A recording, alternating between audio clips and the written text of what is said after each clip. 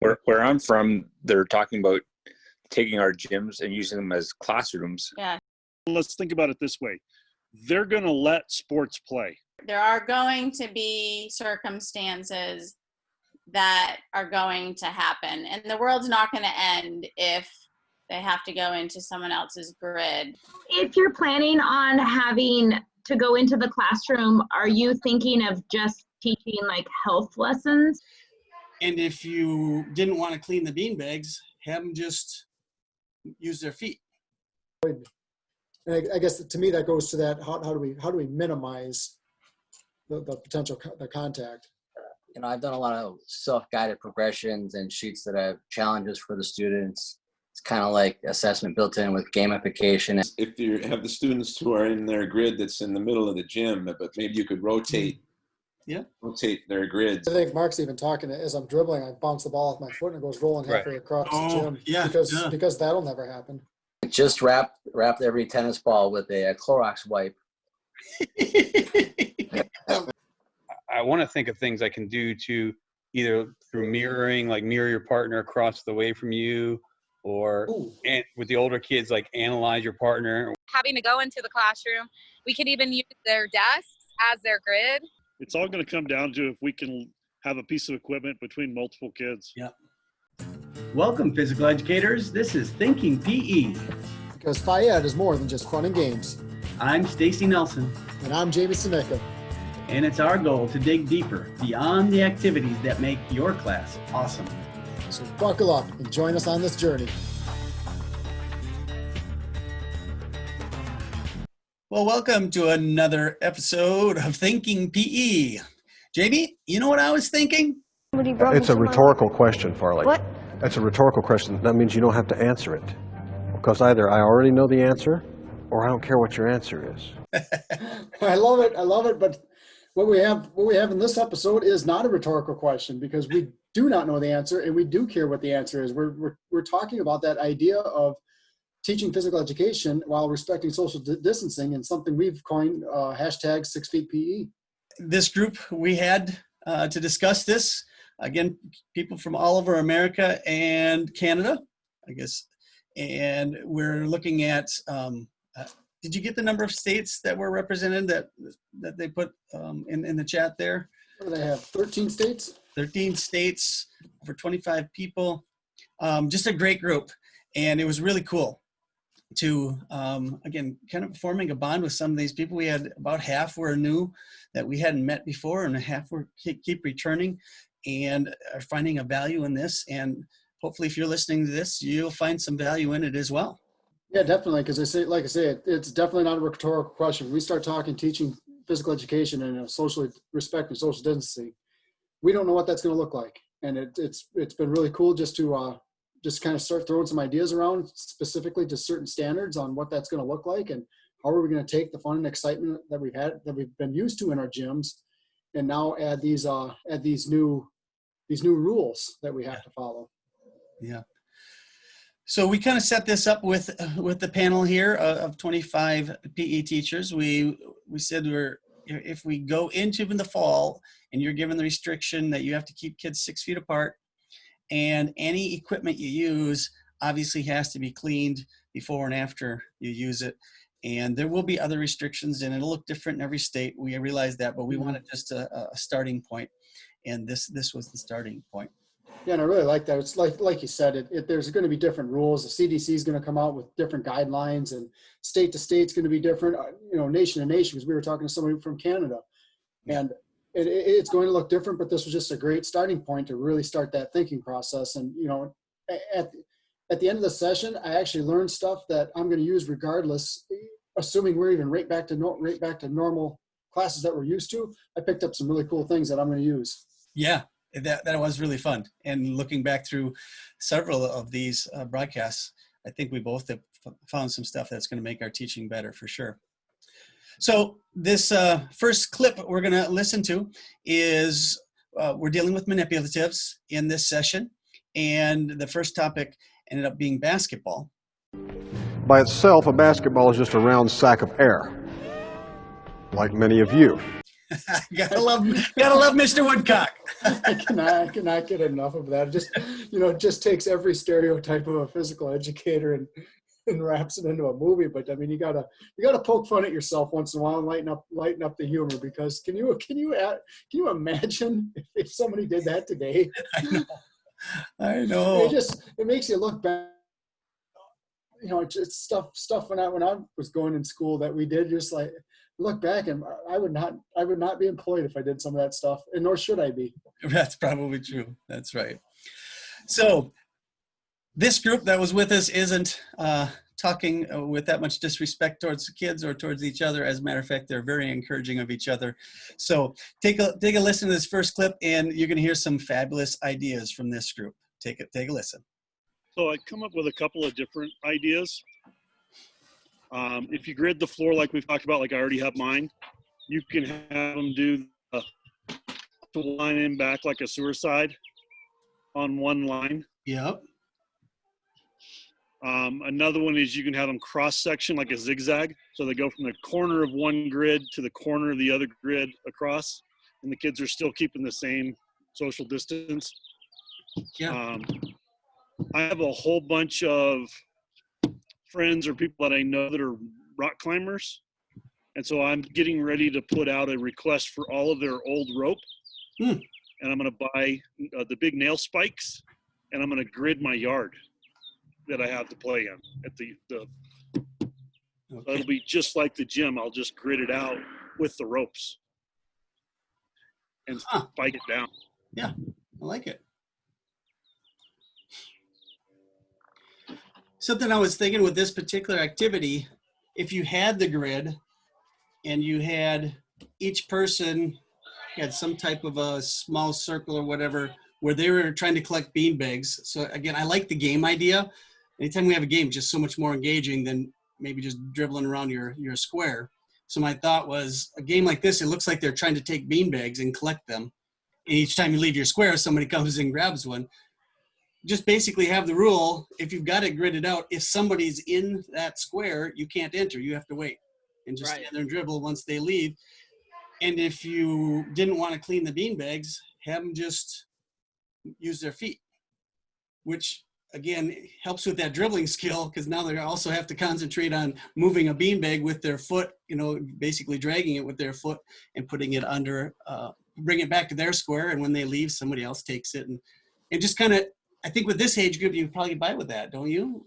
You think they could handle that rule? I think you get rid of the bean bags maybe and go with different types of balls, different sizes. Like you could do it outside with different sizes of balls.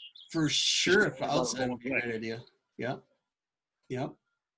I think too, another idea using those grids, they can, like with bean bags, maybe they can have 5 bean bags on one corner of their grid, and then like an empty spot in the opposite corner, catty corner, and they can dribble from one corner, kind of like a relay race. Whoever can move all their bean bags from one side. Yeah. Yeah. Thanks, Trinidad. I like that. Other thoughts on this? I could add to it as well. Hi, Mike. Right. Hey, so I've done a lot of self-guided progressions and sheets that have challenges for the students. It's kind of like assessment built in with gamification, and it's really nice because you could either project it out or have the sheets out on walls for the kids to look at, and they're going through their own dribbling skills in their own personal space. And this is great that they're collecting items, but at the same time, I feel like we're going to want to minimize, obviously, the equipment. And you did have the modifications for doing stuff with the feet. It's going to be tough enough just between classes, even getting the basketballs cleaned. Yeah. I wouldn't really want to bring too much more out, especially if we're doing this in the first few months of school. But stuff where they're doing these small mini goals with the self-guided progressions, they really eat that up because they have those small achievements that kind of builds self-perceived confidence. So it's nice doing it that way too. And they just love getting through the small challenges. Dribble with the left hand so many times, right hand so many times, doing different kinds of dribbles, things like that. Yep. Nice. And again, having the grid in your gym makes that just really simple.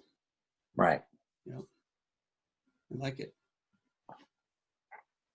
Justin, what are you showing? You got your. So if you can see the lines in the grid, when you move across, you could have them do the same thing. It's not straight up. This kid's diagonal across. Yep. And they all go diagonal. And then you change it and they go back the other way. Okay. So you can work on lots of different aspects that way. Yeah. No, that's great. Justin, are you camping somewhere? Is that your RV in the back? It is my RV. It's my office at home. Nice. How about that? Tough life. Tough Well, life. you know, you gotta do something, right? That's right. Thought maybe by chance that was a van down by the river. Well, I wish. There is a park across the street.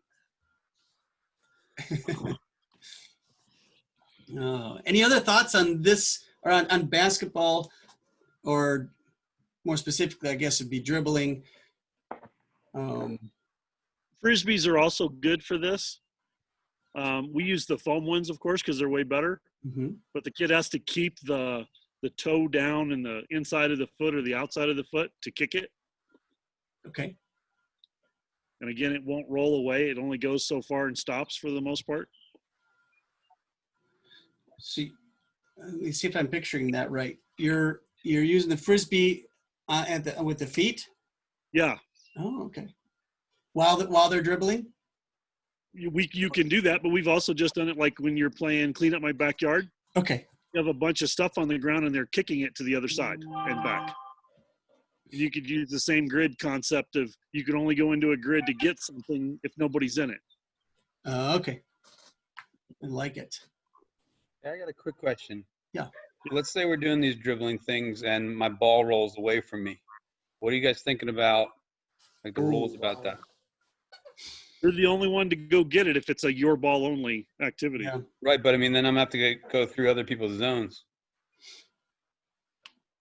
I don't think we're going to be able to stop that with 5, 6, 7-year-olds. It's just not going to be feasible. Yeah.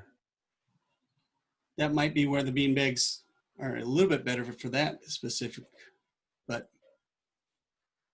I think Mark's even talking as I'm dribbling, I bounce the ball off my foot and it goes rolling halfway across the gym. Yeah, because that'll never happen.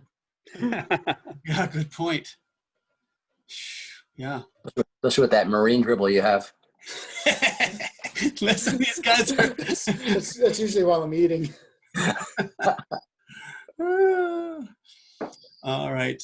I have another. Go ahead, Leslie. I think we have to be somewhat realistic that the entire class, the kids are not going to be 6 feet apart. There are going to be circumstances that are going to happen, and the world's not going to end if they have to go into someone else's grid to get their ball. Yeah.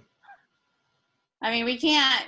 I mean, they're kids, you know. I mean, I just think we have to do our best to minimize that, which I do think like limiting the amount of equipment that each child is utilizing in a class period is critical.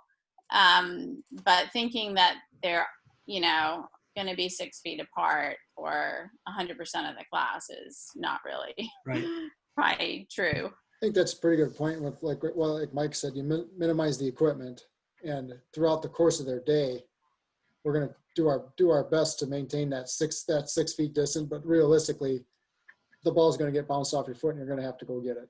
Yeah. Mm-hmm. Well, and hopefully we also have the scenario, unlike California's recommendation, we have a limited number of kids in our room too, which is going to make it all easier.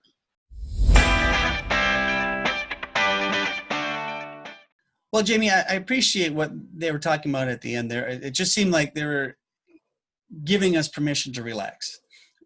This isn't going to be easy, but it is going to be something that's doable. And it's not going to be like we're going to have people looking over our shoulder and say, oh, you had one kid that came within 4 feet of another student, you're sued, yeah, and you lose your job. So it's going to be doable, and it's going to be something that I think you said it earlier, we're not going to be alone, right? Kind of expand on what you were talking to me earlier. No, and it's going to be a collaborative effort as a school.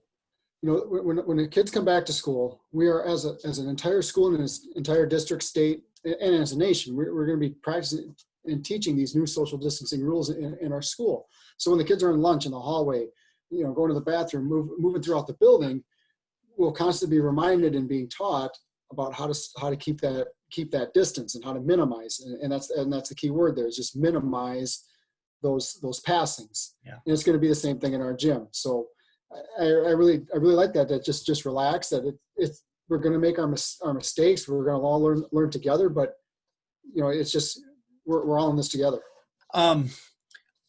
One of the things that was mentioned earlier in that clip was by Mike Giannicola.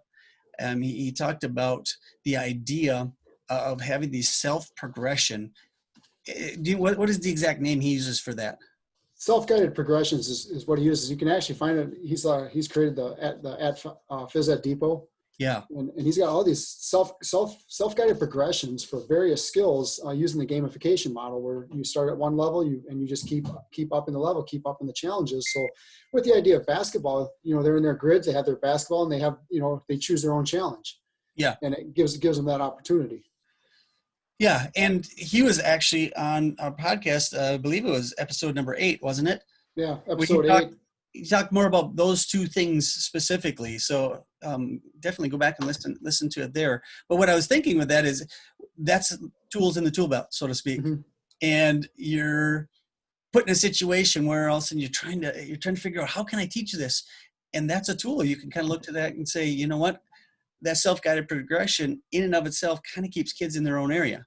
So now I just need to keep them engaged. Well, this is how you do it. And he talks a lot about how those kids just love to engage because they see that sense of self-satisfaction by achieving the next goal and the next goal and the next goal. So just having that for no matter what activity we're doing, it allows you to be right on it that way. Well, and I look at it, so the kids are all in their zones. They all have their own basketball, which is ideal. You know, everybody has their own piece of equipment, but you've minimized the equipment to one. So you're starting to build on that, you know, this is how we're going to get our equipment. This is how we're going to clean it. This is how we're going to put it away so it's ready for the next class. You're building in those routines and those structures that you'll be able to build on throughout the course of the year, so that you can add in more equipment and start moving around the gym a little bit more. Yeah. Yeah. Well, you're going to need that for this next topic. Oh, definitely. Because this is a tough one. We moved from more basketball and bouncing, that type of a thing, we moved to throwing and catching, which in its nature kind of has the idea of sharing. And this was a tough one for me. Yeah, and it is. If the first part's easy, you can always just throw and catch to yourself, you know, that type of thing, or use a wall. We kind of go off of that. But if we really want to truly teach to the true nature of this standard, you have to be actually passing to somebody or catching from somebody and not just yourself.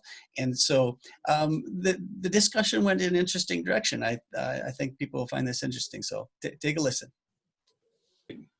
So let me ask you this, because this is where I'm speaking to the group here, because this is where I'm hung up. I've been racking my brain because throwing and catching. Can't play catch. How are we gonna teach and practice throwing?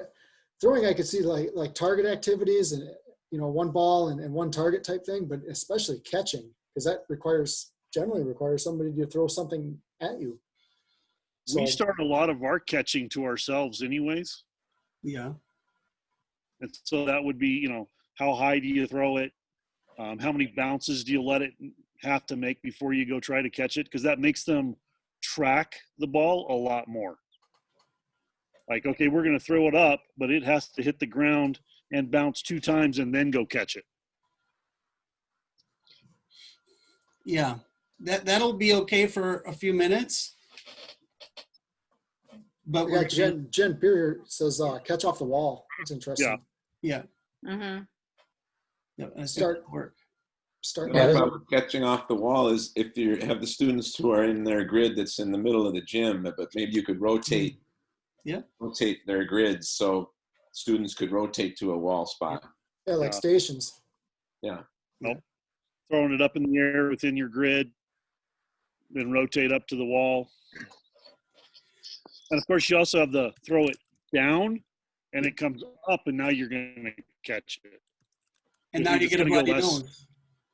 Well, but you have less of an opportunity for them to throw that ball up, and it goes all over the room. Absolutely. They learn to bounce it short, and then they learn to bounce it taller. Yep. To catch it coming down. Yeah.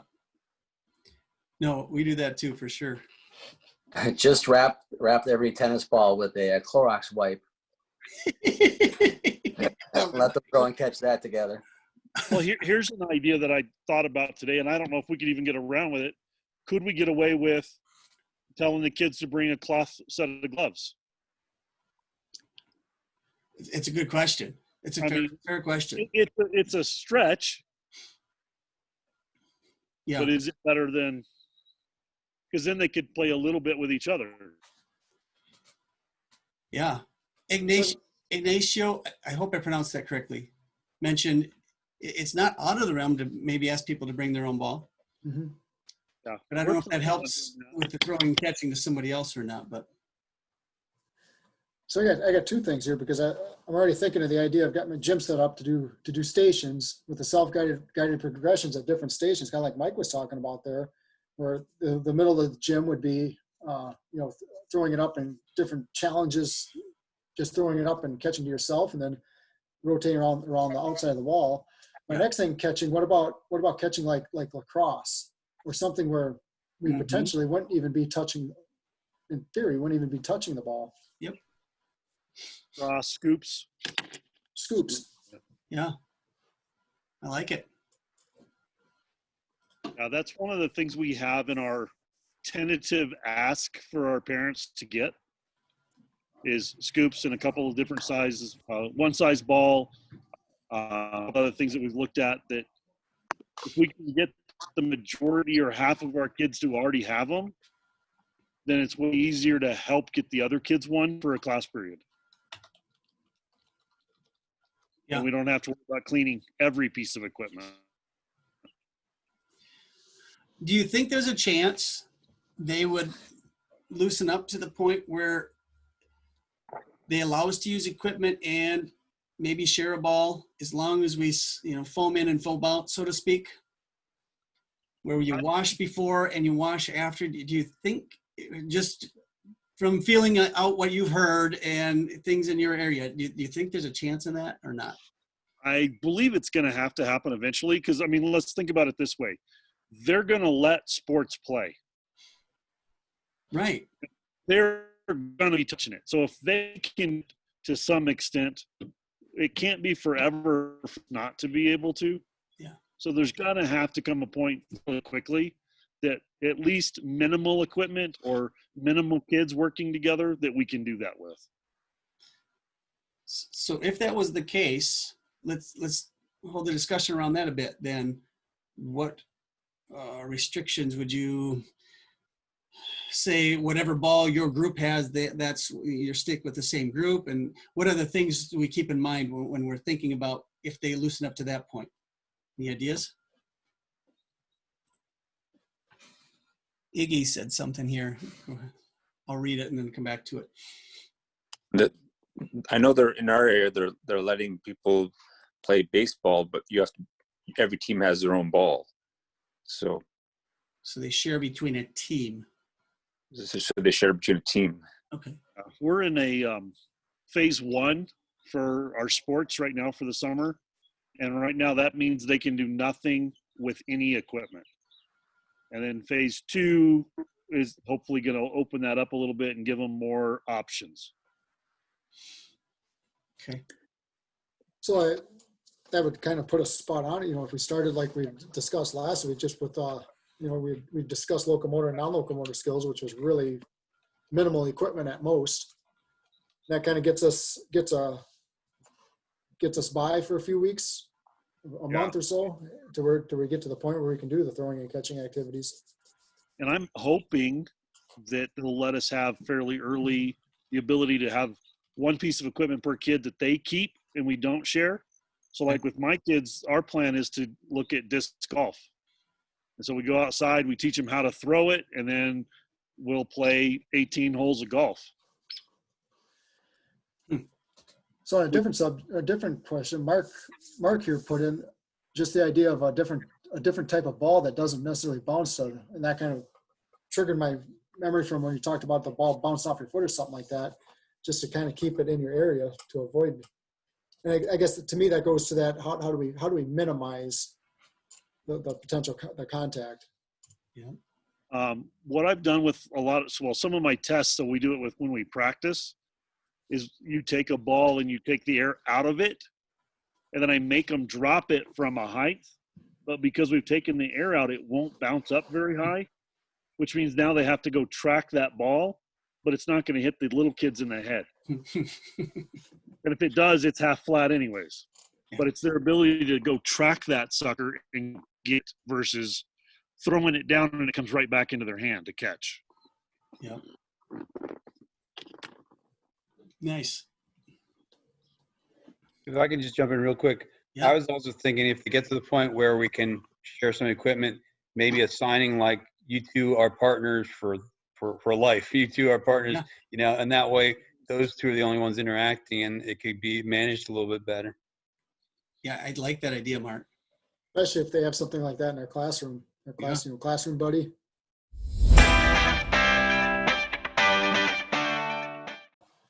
Well, Jamie, this is going to be a tough one. We said it earlier. No matter how you look at it, it's going to be a tough to get this set up. It does come down to if they do allow some shared equipment with certain restrictions, then there's a chance. If not, you can do the stuff to yourself, the self drills, the self-guided progressions. We can do all of those things, and then maybe just wait till the end of the year for your activities where you would play catch with a football, or your lead up to football games, or other things where you're actually throwing and passing where somebody else is catching it, and just put that off. And hopefully by the end of the year, then you could do those activities. I don't know. And definitely that's where, if you go back to our previous podcast, we talked about getting creative with our content. And that's going to be especially true with this, when if you can't share the equipment, how do you do catching? It's a lot of catching to myself or throwing it off the wall.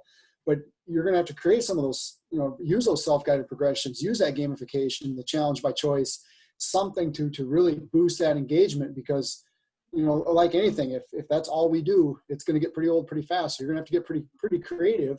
But we've shown that we can do that. Yeah. Yep. So, and it's just, go ahead. I was going to lead us into the next clip. You got something for us?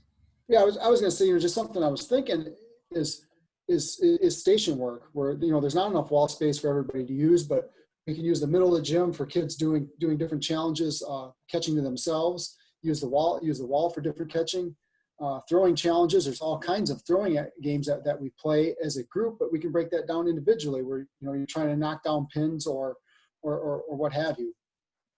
Yeah, no, I like it. I think that's really good thoughts. Making the best of a tough situation. Absolutely. And one more quick thing is we might be able to play off what the classrooms are doing. If they have a deliberate classroom buddy that they have to be with throughout the course of the day, or a small group of 4, we can, again, we're not doing this alone. We're doing this as a school, so we can use that group that they might have to sit with at lunch or whatever, and now use that into our gym for our different games of playing catch or playing a very small-sided game. Yeah, there's a very real chance we could have that one partner. Again, we're here to limit that interaction, maybe not eliminate it.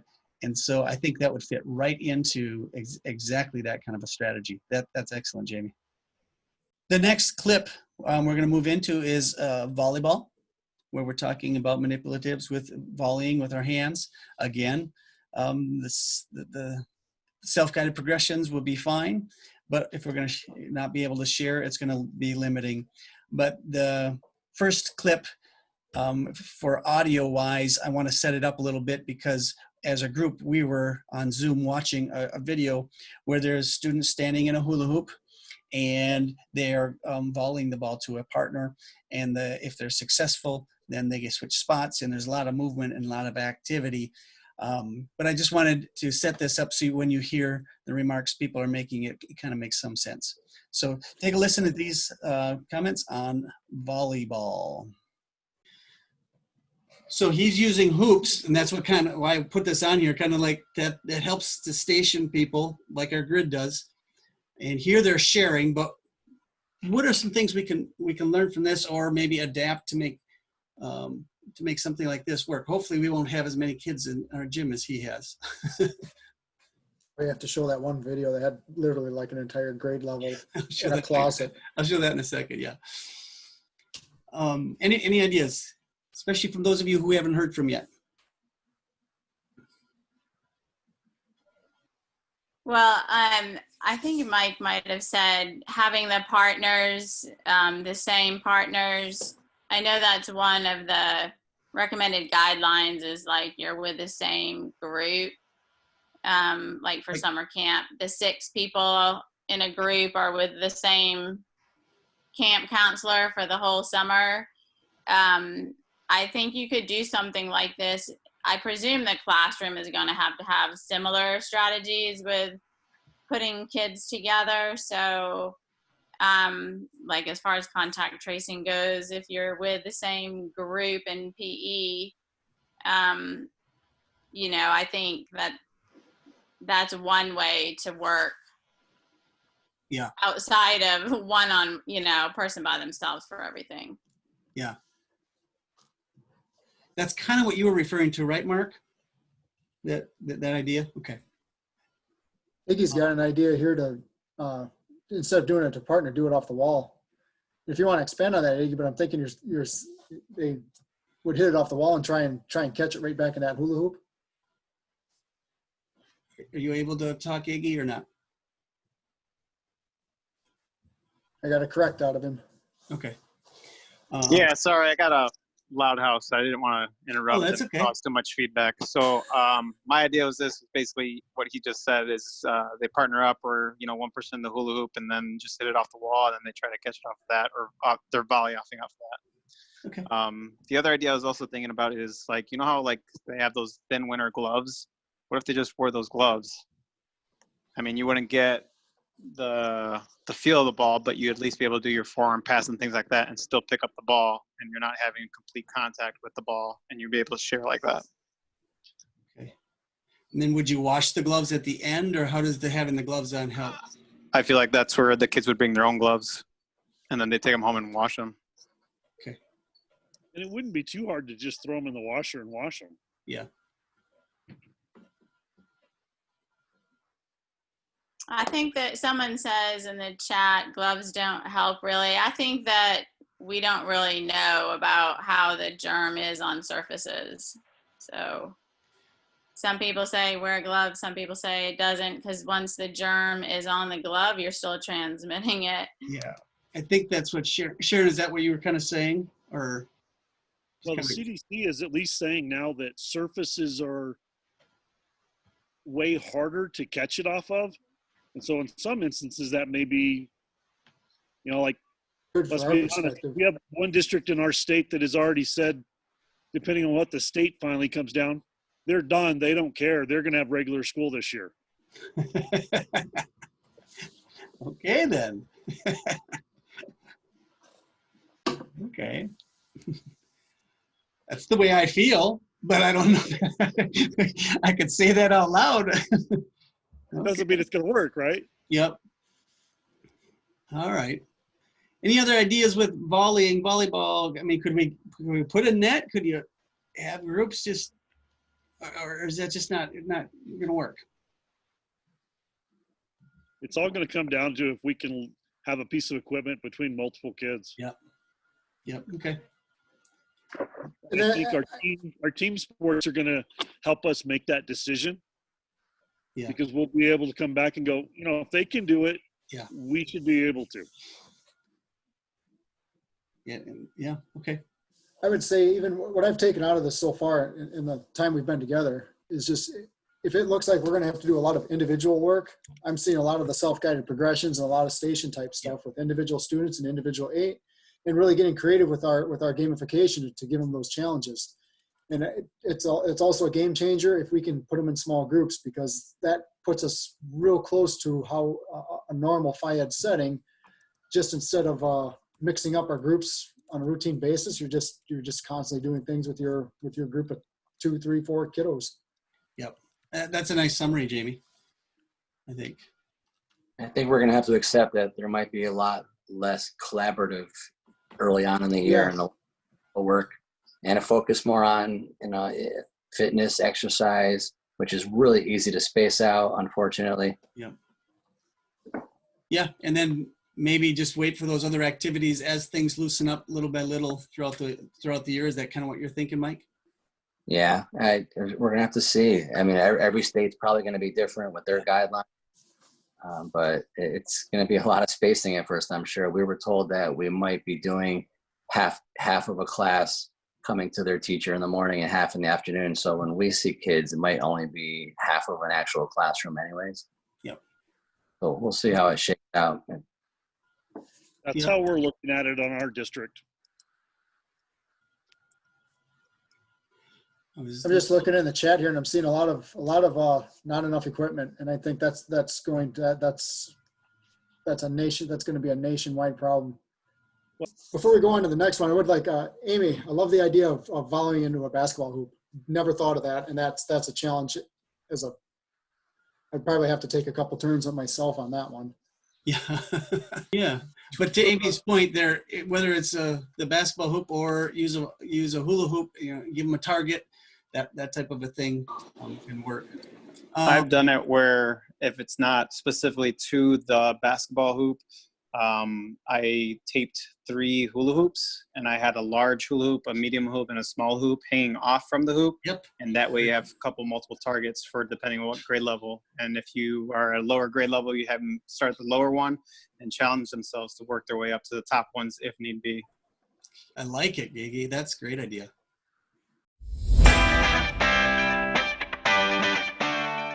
Well, Jamie, I think volleyball is a lot like throwing, or I guess more like catching.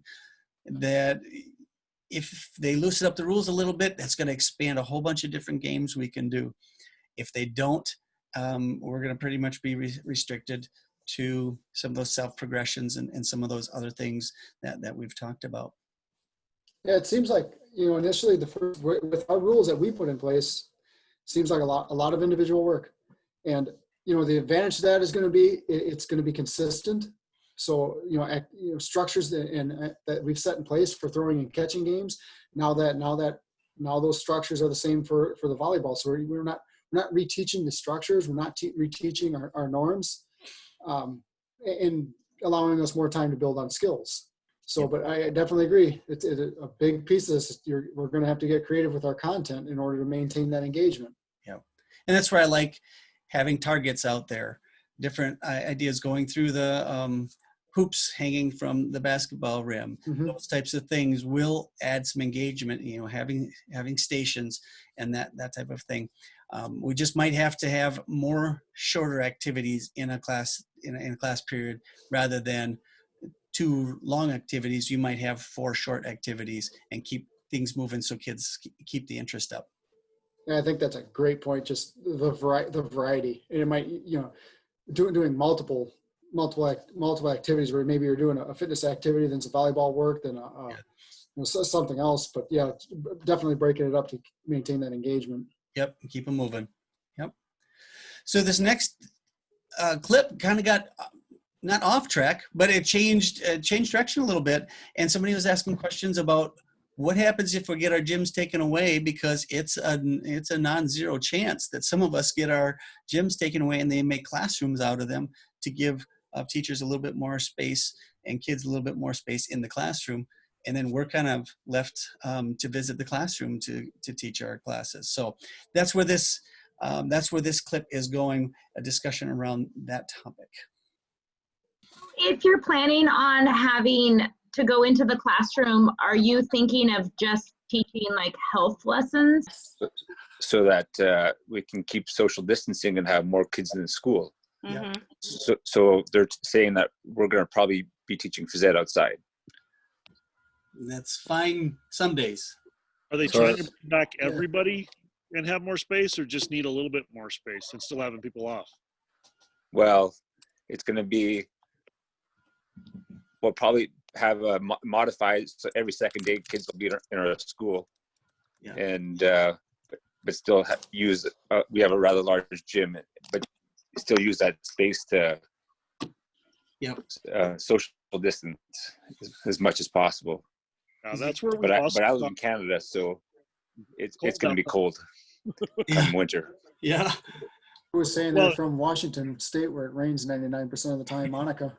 Having to go into the classroom, we could even use their desks as their grid.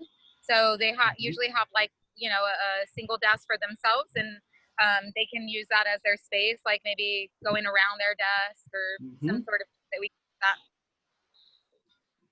Yeah, I think we're going to see a lot of creative ideas come out of that. When you're forced to do it, there's going to be some pretty unique games PE teacher invent throughout this process, is my guess. And again, if you can use some type of a racket, then you're working on racket control, not racket hitting. Right. Right. Well, that's, I'm just looking in the chat here, and that's exactly what we saw last time. It just happened so much quicker this time. Is right away you're given a challenge of racket sports in a classroom. It can't be done, and right down the line, and just in the chat here, volleying on a piece of paper. And great statement there, Leslie. Don't get stuck on the equipment. You just need to get that proper movement. Yeah, and we got to keep the engagement too. Where I'm from, they're talking about taking our gyms and using them as classrooms. Yes. Or are you going to try and actually do some activities with them? Great question, Monica. I must say, Monica, you're about 2 weeks ahead of us. I'm actually 15 years behind you guys all. So no, because that's something as we have our discussions. I mean, that's something we were talking about. Is just, you know, what if in the event that we end up teaching in a classroom, can you teach racket sports in a classroom? And the first answer is no, absolutely not.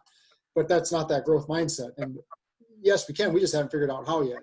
right. It's not going to look like a tennis match by any means. Yeah, not gonna look like what it's looked like. Yeah. But yeah, maybe you could bring the paper plates in and have cotton balls and do certain activities or games in there. And that's kind of what we need to get a bunch of PE teachers together and brainstorm to figure out, especially if you're caught in that situation and you really can't use a gym or outside. That'd be tough. Or you could get 30 tennis rackets and 30 tennis balls, and it would make a great "I'll never do that again" moment. And just see what happens. Just make sure you record it for the rest of us. We just love to ruin classroom teachers' rooms. Yeah, that's it. That's right. It'll be worth it. I need 4 of you to take that teacher's desk and move it to the other side of the room. But don't get closer than 6 feet. Being a classroom teacher for 15 years, there's nothing worse than when the music teacher is teaching in your classroom for the day, like if an assembly or something is set up, because of the neighboring teachers can't concentrate then, you know, they can't teach when, so I can't imagine, it's going to affect everybody. Yeah, it's true. And hopefully they had their recorders. Oh God. I got Having to be done with that. our school doesn't have any walls. Okay. Real quick, an idea that I just thought of too, if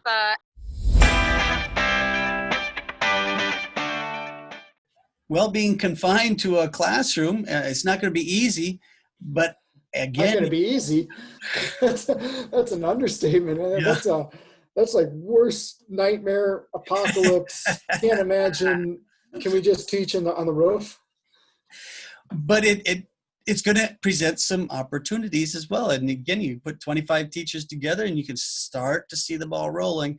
And when you're actually forced to be in that situation, I think when you know exactly what room you're in, you know exactly how many desks, you'll be able to kind of cover some of these ideas.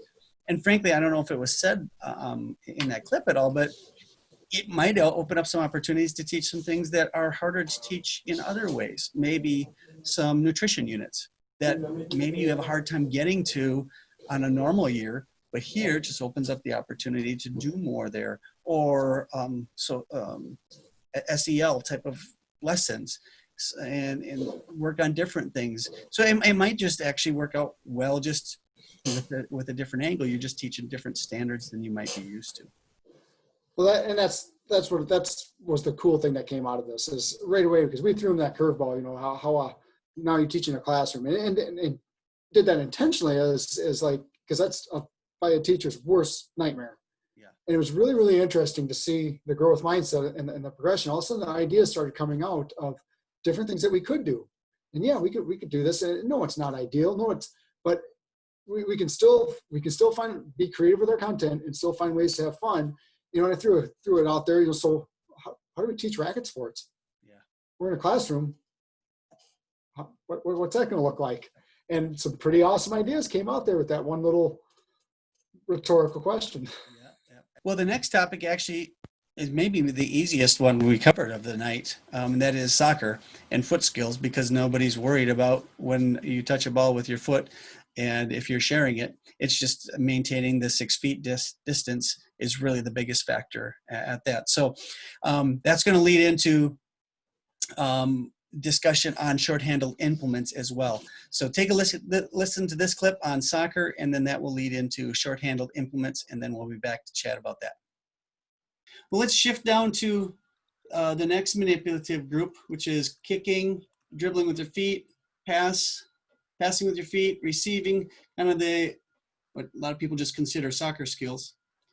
Here's a quick video to kind of get us started again. Yep. Again, this is the gym that was set up already with a grid. Obviously outside, you can do your grid and do a lot of things. Do you think this type of an activity, even as it's set up, is pretty close, right? I mean, we could almost do this activity or not? Thoughts? Yeah, and I would say I'm going to add this activity. No matter, I actually never saw that until we saw this Twitter video. So something I learned. I've used something similar to that one even with frisbees, where they throw the frisbee and try to knock over a pin. And so there's lots of different ways you can use that particular one. Even make them reset the pin with their feet only. I did just see it is a real class, because I did just see one kid they looked like he was trying to kick a 50-yard field goal. It's a real class. Yeah. Is this Justin's? Let me minimize. I think it is. I lost there it is. Yep. Is it Cahill or Cahill? I think it's Cahill, yeah. Cahill, okay. Yeah. Yeah, he shares a lot of great stuff. Yeah, he does. Any more thoughts on soccer? Is soccer just easier because we're not touching as much with our hands? I think if you can go outside, I saw somebody had foot golf. Oh, cool. Where they use the soccer, you know, they set it up like, I don't know if you guys are familiar with foot golf. We have it, it's kind of new here in Washington State, but I've seen where, it's just foot golf where it's set up like a golf course, but they're kicking a soccer ball instead, trying to get to the goal. So what kind of a hole, or what do they put it in? Sorry, I'm trying to picture it. You could probably use a hula hoop as your hole. Okay. So in order to be a little bit more challenging, I saw somebody had those tomato cages set up, and they had tomato cages and then put like a dollar store basket in it. And so they try and actually kick it inside. It's a little bit higher. I think kindergarten, you would use like a hula hoop, but for like more challenging than the tomato cage with like a basket in there, and you're trying to kick it in the basket. I'm pretty lucky in the aspect that I do a lot of fundraising.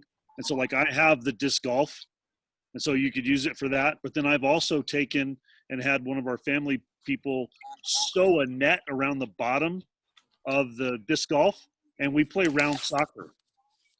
And so then you have an area around the place that you have to be outside of to kick into, and they're trying to hit that net to score a point. Okay. And you could use it the same way, just hit the bottom of the net. Yeah. It certainly seems like soccer skills just open it up to way, way more. Well, they're not touching it. Yeah. Yeah, you're just dealing with the distance then, not the manipulative.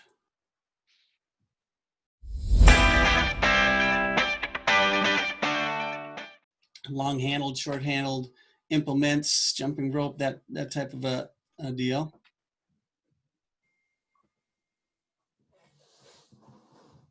Here's your balloons. We had a little side discussion going on about balloons. The reason I put this on here is just because, again, people are using hula hoops to designate spaces. And obviously this type of activity would work as long as people keep their own balloon and they could wash it when they're done. Some people had some questions about balloons. We're not able to use these kind of balloons, the latex. Has anybody found other really good balloons? We've used the, Jamie, what do we call those? The Mylar, and they're okay. They just are really awkward and they lose air. And any other people have balloons that are like this that aren't latex? Which actually, the losing, that's kind of an important part of a balloon. So they're actually not real good. Seriously. I think they sell coverings for balloons too, almost like a nylon stocking material. Seriously, that's exactly why I'm not a multimillionaire. I don't say stuff like that. A stocking for Mike, explain that. It's what kind of a covering? I feel like I've seen it before. They have like almost like a nylon stocking, like a pantyhose type material, and it would go over the balloons and cover. Kids wouldn't be touching any latex. Okay, interesting. So it reduces any allergies.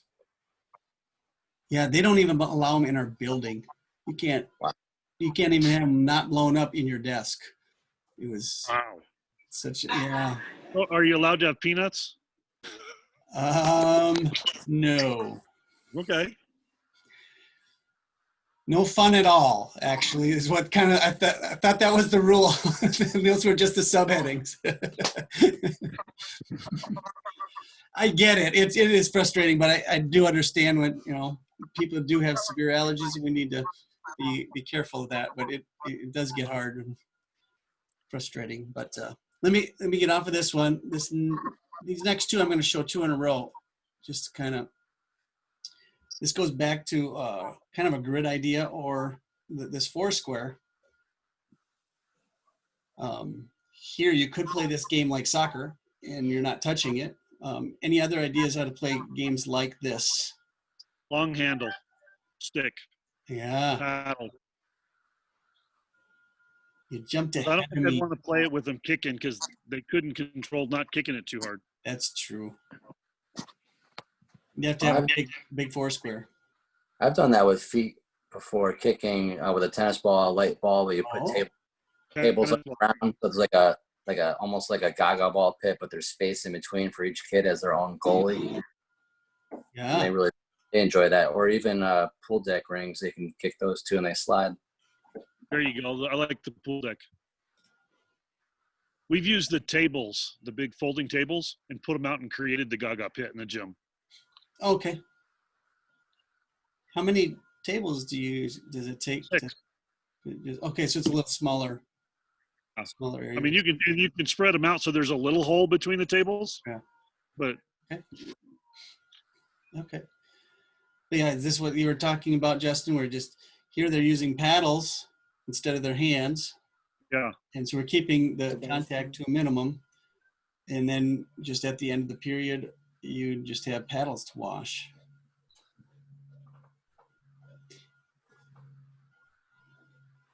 to me, that seems like, especially if it's even something one-on-one, that's totally appropriate to respect that social distancing piece.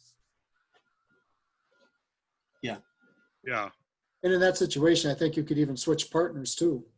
You know, do you have some kind of, just to keep it a little more interesting, just to rotate and have some sort of rotation set up. Yeah. Unless that was.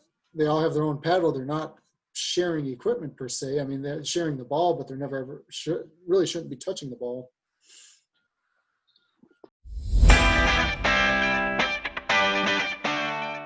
So we actually kind of went in reverse here. Just started off with some tougher things with throwing and catching and those sort of things, and moved into soccer and now shorthanded implements. And the ideas really started rolling with shorthanded implements, and just the ability, you're not actually touching, you have your one piece of equipment and you're not actually touching the ball. So it really allows that opportunity to have partners and rotate partners, and still play different activities while respecting that 6 feet PE and, minimizing contact with equipment. Yeah. And that just opens up so many ideas for games when you can have student interaction in some sort, whether it's soccer with your feet or whether it's here, you play the same game you play with soccer with your feet, but just give them a paddle and they're bending their knees, they're moving sideways, they're learning all of those skills, but they're not touching it. And so it might open up that opportunity. And then then it's just your own creativity that you can design a whole bunch of fun games because you can interact. It just opens up a whole new world. And that's a huge piece of interaction. And I didn't think about it in throwing back to throwing and catching. We were thinking catching with the hands, is constantly reinforcing catching. I was thinking, well, something about like lacrosse. You still have to practice tracking that ball coming in, get yourself in position, moving to the ball, those sort of things, not actually catching it with your hands. But so does an activity like lacrosse where you're not touching the ball, or shouldn't be anyway, again, provide that opportunity for student interaction, which, go way back from one of our first podcasts we found was relationships is the single most important thing that we need to reinforce. Yeah, I agree. I think it's, again, now these creative ideas are coming even as we're just talking here, reflecting on what we did in this recording. These ideas start to pop up like, well, if you're not using, if you're not touching, if you're using an implement to touch the ball or whatever it is, now all of a sudden more ideas just come exploding to your brain. And I think that's the way it's going to be as we start teaching. More and more ideas will start coming to us when these simple little concepts come, and it just goes from there. And that kind of leads us into this next segment where there's just two keys that I think open up the door for us in a whole bunch of ways. Take a listen. Well, back to that striking activity, I saw somebody put in there, use pool noodles, and that triggered that gamification. Is, it's where everybody starts with a paddle. If you score 3 points, you go to a pool noodle. So now, Stacy might have a paddle and I might have a pool noodle. We're still playing against each other. And then level 3, they have to use who knows what, something even harder to hit it with. Yeah, I like that. Yeah. One thing that I think Jamie said something that kind of, I don't know why it jogged my mind, but one thing you had mentioned about keeping it interesting, if we have to go to the thing where we're basically doing self-contained, the kids are doing their own thing, I want to think of things I can do to either through mirroring, like mirror your partner across the way from you, or and with the older kids, like analyze your partner. What are they doing right? What could they be doing better? Just to get that interaction between the kids, even because they're not going to be able to do the other stuff. So I just wanted to share that. Mark, that is a great point, because one of the biggest things we found in the distance learning thing was the kids were missing that social interaction, and just that peer interaction, and just something. Yes, we have them doing individual things, but to be able to tie it together with a mirror where you choose the challenge and I try to mirror what you're doing, and then I get to choose that challenge. And wow, that's really, really interesting. Yeah. So anything you guys can think of along those lines, I'm going to try to start thinking of ways I can, bring in that kind of teamwork without being a team. Truthfully, what I like about these settings, these things that we're doing is whether I'm hoping, let's just say that none of this social distancing thing ever transpires and we're just back to normal come September. But that is an exact activity, just like reading the story and having the kid act out the animal movements are stuff I'm gonna take away, whether we do the social distancing or not. Yeah. No, Mark, I kind of limited in my head that to last week's discussion of, locomotor movements and that type of thing, but there's no reason we couldn't do something similar to that with throwing and catching. Yeah, have you stand face your partner and they throw right hand to right hand, and then they go right hand to left hand, and you have to match what your partner's doing. Maybe they go under their leg and catch. that'd be like, that's super engaging. And it kind of fits into what Mike was talking about too, which is the individual steps of, what do you call those, Mike? Self-guided progressions. Thank you. The guided progressions. Here, it's not, you'd still want those self-guided progressions to give kids ideas, but then, in the mirror, the kid gets to choose, and the partner has to. Yeah, it's more like partner guided. Yeah. Right. How about taking it to this extreme? It could be just like horse or pig. Oh, yeah. I mean, Make a game out of it. yeah. I'm going to do a trick thing with the ball. You need to mimic it. If you can't, you get the H, and then you get to pick an activity, and I have to mimic it, and who wins? Yeah. For that matter, you can have a class leader, or small groups, or that type of a thing too. Yeah. No, I like how one little one little thing can lead to 3, 4, 5 different other good ideas.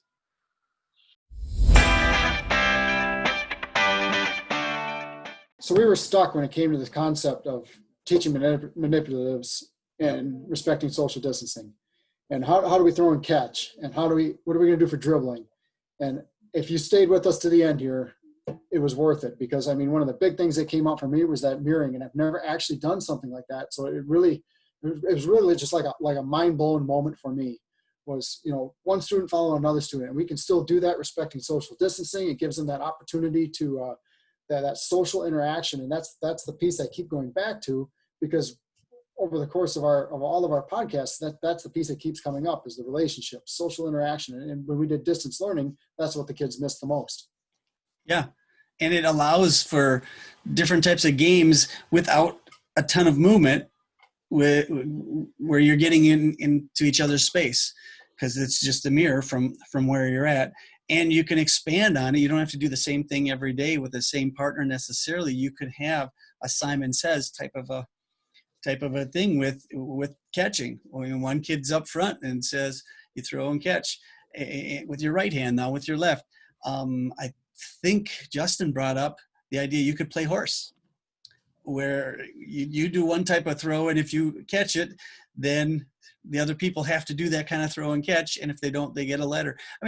There's 2 games right there, boom, and the ideas just start to roll. Do the same thing with dribbling. All of the idea of mirroring. Yeah. And again, you put the kids in small groups. You can still keep the kids spread out a little bit, but now you have a student leader in there. There's just so much of that, and that's why. I truly do hope that we're back to normal come September here when school starts and everything's business as usual, but this is something I'll take whether we're social distancing or not. Yeah. This is something I'm going to incorporate in my classes starting first thing next year. So, it's been really beneficial just to, you say, I hope we're not wasting our time.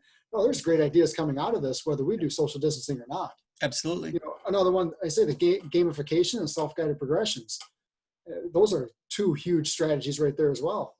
Yeah, and you can combine the 3 of those, mirroring with self-guided progressions, and making a game out of it, a game of horse, a game of one's a student leader, Simon Says, that type of thing.